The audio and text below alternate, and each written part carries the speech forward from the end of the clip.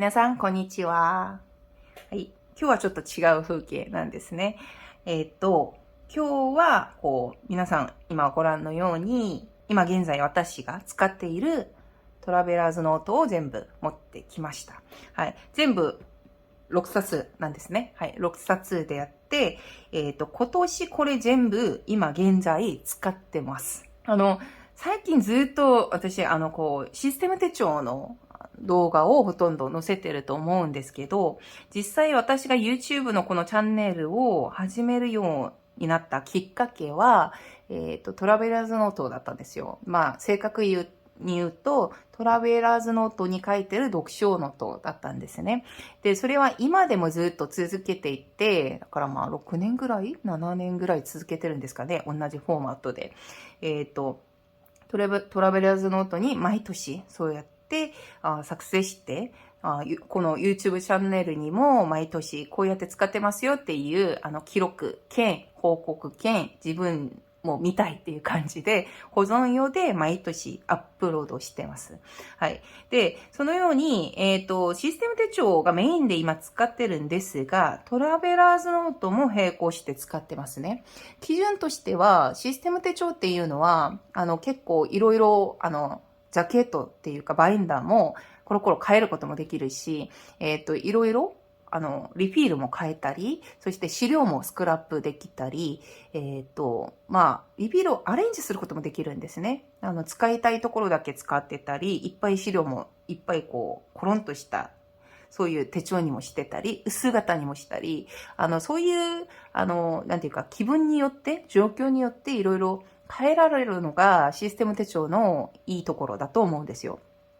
で、それに比べて、このトラベラーズノート、プラス、閉じ手帳みたいなものがいい点は何かとすると、資料を保管する目的で記録をするときには、このような閉じ手帳とか、トラベラーズノートのようなものがいいかなと思います。特に私の場合、これ、読書ノートとか、スタディノートとかを使い始めながら、ほとんどそういう、ノート系列は、ほとんど同じサイズにまとめてたんですね。それは初期段階の動画を見ても、私がそう語っていることわかると思うんですけど、それでずっと資料を保管するっていうことは、ちゃんと定型的にしとかないと、結構保管が難しかったり、バラバラになったりするのがあるので、そこはちょっと嫌だなと思って、なるべくずっと続けて保管するものは、企画をこうやって合わせて、やってます。パスポートサイズももちろん使ってるんですけど、パスポートサイズの場合は野鳥とか持ち歩きで、動きながら使ったりとか、海外を行くときに、パスポートと一緒に挟んでいろいろメモを取ったりするときによく使うんですけど、こちらは本当に真面目な記録。長期的に使ってノートもいっぱい使うんだけど、保存も必要。そして、簡単には捨てられない、そういう記録を取るときによく使います。で、それで今年はこの6冊を全部使ってますっていうことなんですけど、6冊なんですけど、用途別に分けると、この3冊が同じ用途で、この2冊が同じ用途で、これ1冊。これで3グループに分けられるんですよ。で、これは読書ノートなんですね。東京駅エディション、東京ステーションエディションなんですけど、これは読書ノートなので、皆さんが多分私のチャンネルの中で一番慣れてる手帳だと思います。はい。なんで、このノートの場合は、毎回紹介してるので、そして今年も作成終わったらまた報告の動画を載せるので、ここはちょっと置いておきます。はい。で、それでこの2種類なんですけど、この2種類を分けて紹介してみたいと思うんですけど、まずこのブルーエディションとカメルのこの2冊は同じ用途で、刻印も同じなんですね。はい。このセットなんですけど、これを同じ用途で1年分として使っているので、はい。これもまた説明します。これは次の動画で説明してて、まずはこの3冊に関してちょっと紹介したいと思います。この3冊、ちょっと見たら、比較的にさっきのこの子たちに比べて結構新品みたいな感じのものが結構混ざってるんですけど、はい。で、そのように多分今年で開けたのがこの2冊です。はい。買ったのは結構前なんですけど、結構前かな。ちょっと京都エディションの場合は、去年の年末頃に、関西に旅行した時に寄って、そこから購入したんですね。だから一番最近購入したものであって、こちらはスターバックスの、ロースタリーリザーブのところ、店から、スターバックスエディションなんですね。そこの中目黒にある、そのロースタリーの店に行って、そこから、購入したもので、買ったのはかなり前だと思います。はい。かなり前だったんですけど、あんまりなかなか使わなくて、そのまま放置状態だったんですけど、今年開けて使ってますっていうことです。はい。これはオリーブエディションですね。意外と全部限定なんですが、こちらの2冊は今でも購入できる限定だと思うんですけど、オリーブエディションは今買えないですね。はい。何年前か、限定色と限定カラーとして出てたものです。でもオリーブエディションは、なんか、ちょっと、なんていうか、色が微妙なんです。微妙っていうか、悪い意味の微妙じゃなくて、なんていうか、一言で定められないっていうか、表現できないという、カーキでもなく、ちょっと暗い感じはするんですけど、ですね、これ多分写真とか動画撮ってて、ちゃんとした色出したことがないんですよ。だから、毎回困ってるんですけど、オリーブっていう名前が一番ふさわしいと思います。はい。ちょっとディープなカラーなんですけど、カキみたいなカラーでもなく、ちょっと不思議な色なんですね。はい。ちょっと茶色が混ざってる感じの緑みたいな。はい。っていう感じのオリーブエディションです。で、これは私が講義ノートとして使ってるものなんですね。はい。多分、昔から動画を見てくださってる方々は、私が昔から使ってる PPT ノート、もしくは、スタディノートっていうものの動画を見てる方いらっしゃると思うんですけど、まさにその通りで使ってるものなんです。はい。で、PPT ノートっていうのは私が、勉強したったり、そして、通訳の準備をしたりするときに、PPT のスライドをそのまま貼ってって、そこに、説明を書いたり、準備をしたり、するようにノートを使ってたんですけど、それ以外にも、いろんな学会とか、いろんな PPT 資料、最近結構 PPT で資料を配るとき多いんですけど、その時にも、プリントをしてて、こっちに入れるとちょうどいいサイズになるんですよ。で、それで、例えば、中身は講義資料だから全部は見せにくいんですけど、例えば、こういう感じだとすると、ここにちょうど3枚3枚入る、そういう、サイズなんですね。なんで、PPT の中で結構、スライドを配る、そういう用途で、プリントすることできるんじゃないですか。3枚入れる場合とか、6枚とか、9枚とか入れる設定とかあるんですけど、6枚でプリントするとちょうど2ページに貼れるくらいのサイズです。全部は見せられないですけど、こんな感じでなんかいろいろ、はい。いろいろこういう風に入ってます。で、それで、これが、春学期、1学期、前期の、2科目なんですね。なんで、これが1学期の、だから6ヶ月授業としたら16週間の、授業の1科目がちょうどこの1冊に入るんですね。で、使うのは、軽量紙ノートです。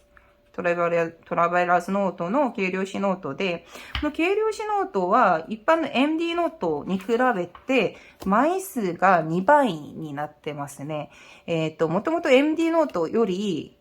薄い紙、だからトムエリバーを使ってるので、2倍の倍数があるので、これスクラップだから、やっぱり枚数が多いのが利点なんですね。もちろん分厚くはなるんですけど、それでちょうど2冊にまとまるということです。で、普通の MD ノートだったりすると、これが4冊ぐらいになると思うんですけど、しかも、紙ももうちょっと、厚いんで、多分、これよりもうちょっと太くなる可能性があるんですね。なんで、ちょうど軽量紙ノートが一番ふさわしいっていう感じなんで、私はいつもスタディノートとか PPT ノートは必ず軽量紙ノートを使ってますっていうことですね。はい。それで、これが2科目なんです。これちなみに、京都エディションだから、なんかちょっと気持ち的に、日本考古学っていうのも担当してるんですけど、日本考古学の授業こっちに入れてます。はい。ということで、これで、前の学期に使ってたものと、今現在で使っている科目をこっちに入れてますっていうことですね。半分ぐらい進んだので、一冊これで今入れてやってって、こっちはもう前に使ってるスタディノートそのまま入ってるっていうことですね。多分、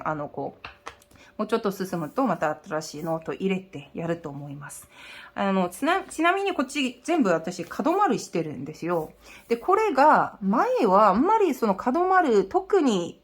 トラベラーズノートだとそんなにこだわってなかったんですけど、このトラベラーズノート、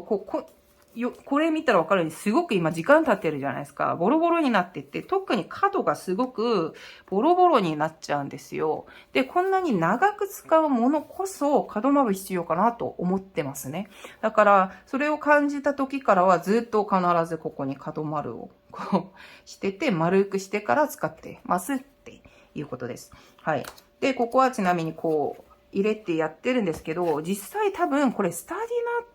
ノートとして軽量紙すごくいいんですよ。だから、実は私結構、博士論文書くときにはもう本当にこれに助かりました。本当に、なんていうか集中できなくて、あんまり考えが進まないときには、スタディノートを出して、ここを開いて勉強すると結構